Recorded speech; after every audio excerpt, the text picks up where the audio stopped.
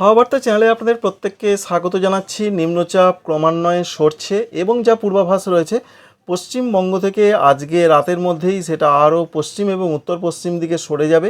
এই মুহূর্তের যা তথ্য রয়েছে যে দীঘার মধ্য দিয়ে বা পার্শ্ববর্তী জায়গা দিয়ে সেটা স্থলভূমিতে প্রবেশ করতে শুরু করেছে এবং ঘন্টায় 7 কিলোমিটার পথ অতিক্রম করছে এই অতি শক্তিশালী নিম্নচাপ।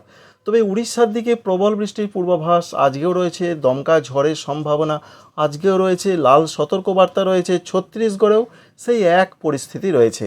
আশা করা হচ্ছে আবহাওয়া দপ্তর যেমনটা জানাচ্ছেন যে আগামীকাল সকালও বা তার একটু পরবর্তী সময়ের মধ্যে এই শক্তিশালী নিম্নচাপ আরও পশ্চিম এবং উত্তর পশ্চিম দিকে সরবে, যার ফলে সেটা দক্ষিণ ঝাড়খণ্ড এবং উত্তর ছত্তিশগড় সংলগ্ন জায়গার দিকে এসে অবস্থান করতে পারে। এই রয়েছে নিম্নচাপ সংক্রান্ত এই মুহূর্তের লেটেস্ট আপডেট। তাই পশ্চিমবঙ্গে দক্ষিণবঙ্গে আজকে রাতে এবং আগামীকাল কী হতে পারে প্রথমেই জানতে হবে আলিপুর ওয়েদার অফিস কী বলেছেন। তো আমরা তো দেখতে পাচ্ছি উড়িষ্যা ছত্তিশগড় এখানে প্রবল দুর্যোগ চলছে, কিন্তু পশ্চিমবঙ্গের দক্ষিণবঙ্গ সেই অবস্থাটা পাবে না, বিশেষ করে আস্তে আস্তে সেটা সরে চলে যাবার জন্য। তো আজকের যেটা জানানো হয়েছে আগামীকাল সকাল পর্যন্ত যা পূর্বাভাস তারা দিয়েছেন, তারা বলছেন যে মাঝারি বৃষ্টিটা কিন্তু অধিকাংশ জায়গাতেই হবে। সেই সম্ভাবনা রয়েছে দক্ষিণ চব্বিশ পরগনা, পূর্ব মেদিনীপুর, পশ্চিম মেদিনীপুর, ঝাড়গ্রাম, বাঁকুড়া এই জেলাগুলোর দিকে সম্ভাবনা প্রচণ্ডভাবে রয়েছে। তবে পুরুলিয়াতে হালকা মাঝারি থেকে কোথাও কোথাও একটু মাঝারি ধরনের বৃষ্টি হতে পারে। বীরভূম, মুর্শিদাবাদও সেই রকম খবর রয়েছে আজকের দিনটা। এছাড়া পূর্ব বর্ধমান সঙ্গে নদিয়া, এছাড়া রয়েছে উত্তর চব্বিশ পরগনা এই জেলাগুলোর দিকে, কলকাতা, হুগলি, হাওড়া এখানে হালকা মাঝারি বৃষ্টি হতে পারে। ঝোড়ো হাওয়াটা উপকূলবর্তী জায়গার দিকে আজকেও থাকতে পারে। এই রয়েছে নিম্নচাপের খবর। তাহলে এখান থেকে কি বোঝা যাচ্ছে?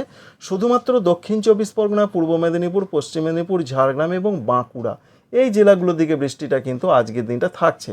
ঝাড়খণ্ডের দিকে বলা হয়েছে যেহেতু ঝাড়খণ্ডের নিচে দিয়ে চলে যাচ্ছে নিম্নচাপটা, অর্থাৎ দক্ষিণ ঝাড়খণ্ডের এবং উত্তর ছত্তিশগড়ের মধ্যবর্তী জায়গা দিয়ে সেটা আগামীকাল চলে যাবে। তাই ঝাড়খণ্ডের মধ্যে দক্ষিণ ঝাড়খণ্ডের প্রভাবটা বেশি থাকবে, যার ফলে মাঝারি দু এক জায়গায় ভারী বৃষ্টিপাত হতে পারে। বিরাট কিছু ধরনের খবর কিন্তু নেই। আমরা দেখার চেষ্টা করব যে আগামীকাল কী পরিস্থিতি রয়েছে। আগামীকালের যা খবর রয়েছে আমরা দেখতে পাচ্ছি উড়িষ্যার দিকে বৃষ্টি চলবে, ছত্তিশগড়ে চলবে, পরবর্তী ক্ষেত্রে বিদর্ভর দিকে বৃষ্টিটা আস্তে আস্তে এগিয়ে যাবে এই পূর্বাভাস আমরা পাচ্ছি।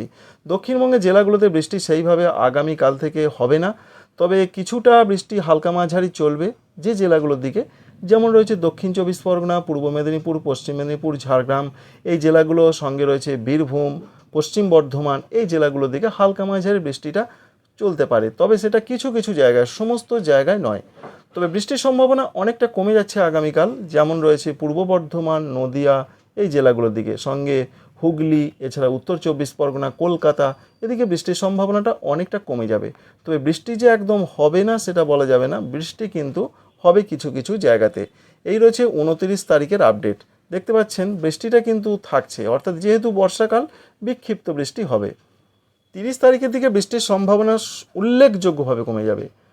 যারা বলছিলেন যে মেঘলা আকাশ, রোদের দেখা পাওয়া যাচ্ছে না, তাদের জন্য সুখবর যে এবার কিন্তু রোদের দেখা মিলতে চলেছে 30-31 জুলাই মাসের এই দিনগুলোতে।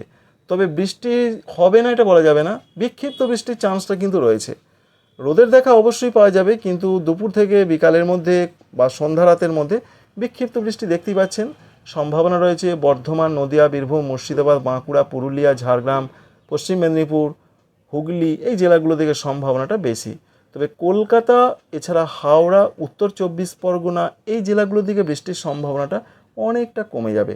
আর ত্রিপুরা, মিজোরাম এখানে 31 জুলাই তারিখ পর্যন্ত হালকা মাঝারি বৃষ্টিটা হলো। আগস্ট মাসের 1 তারিখ থেকে ত্রিপুরার দিকে বৃষ্টির সম্ভাবনা উল্লেখযোগ্যভাবে কমে যাবে। আবহাওয়া দপ্তর কোনো রকম সতর্কবার্তা জারি করেননি, হালকা সতর্কবার্তাও নেই।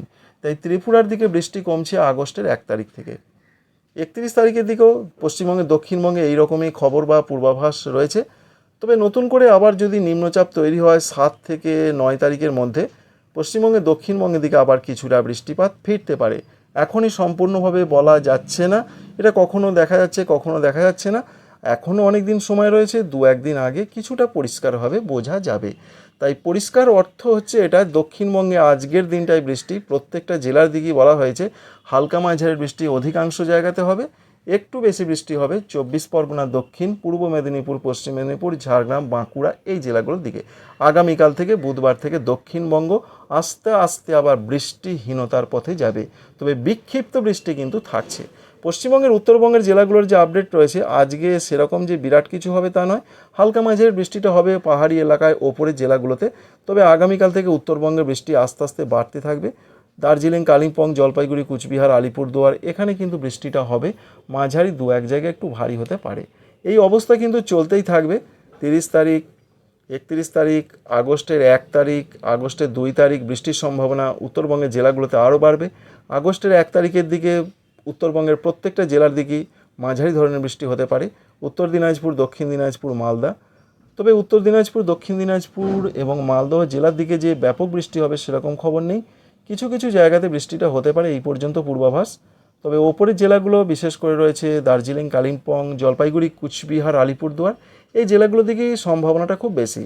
এবং এই বৃষ্টিপাত কিন্তু ক্রমান্বয়ে চলতেই থাকবে। আগস্ট মাসের প্রথম সপ্তাহ পর্যন্ত আমরা দেখতে পাচ্ছি যে বিক্ষিপ্ত নয়, অধিকাংশ জায়গাতে বৃষ্টি হবে। দার্জিলিং, কালিম্পং, জলপাইগুড়ি, কুচবিহার, আলিপুরদুয়ার এছাড়া উত্তর দিনাজপুর, দক্ষিণ দিনাজপুর, মালদহের দিকে কিছু কিছু জায়গায় বৃষ্টিটা হবে।